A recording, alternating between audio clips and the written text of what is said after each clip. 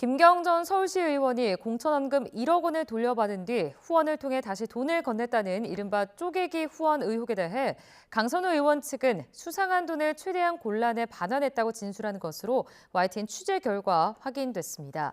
김 전 시의원 측은 의심받을 만한 돈만 돌려줬다는 입장인데요. 경찰이 양측의 주장에서 사실을 가려낼 수 있을지 주목됩니다. 김희영 기자의 단독 보도입니다. 강선우 의원에게 1억 원 공천원금을 건넨 혐의로 구속영장이 신청된 날, 김경 전 서울시 의원 측은 이례적으로 기자들에게 입장문을 배포했습니다.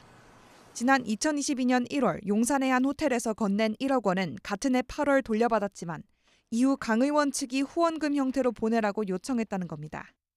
김 전 시의원은 이후 강 의원 측이 입금이 한꺼번에 몰리면 선관위에 의심을 살 수 있다고 먼저 연락했고 실제로 후원 날짜가 몰려 의심받을 만한 돈만 따로 골라서 돌려줬다고 주장했습니다.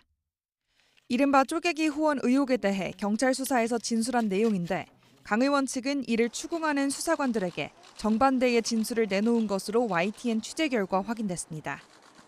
김 전 시의원이 주변 인물 등 여러 방법을 동원해 비정상적인 고액 후원을 했지만 그런 것으로 확인된 금액은 모두 돌려줬다는 주장입니다. 강 의원은 지난 2022년 10월 당시 단 3일 만에 10여 명이 모두 8,200만 원을 후원해 살펴보니 김 전 시의원 추천으로 입금한 이들로 확인돼 결국 모두 반환 조치했다고 진술했습니다. 다음 해인 지난 2023년에도 비슷한 수법으로 김 전 시의원 측에서 5천만 원이 후원돼 모두 돌려줬다는 진술도 내놓은 것으로 확인됐습니다. 다만 강 의원 측은 지난 2022년부터 2025년까지 4년 동안의 후원자만 5,600여 명에 달해 하나하나 김경전 시의원 측 후원인지는 확인 자체가 불가능하다고 주장한 것으로 파악됐습니다.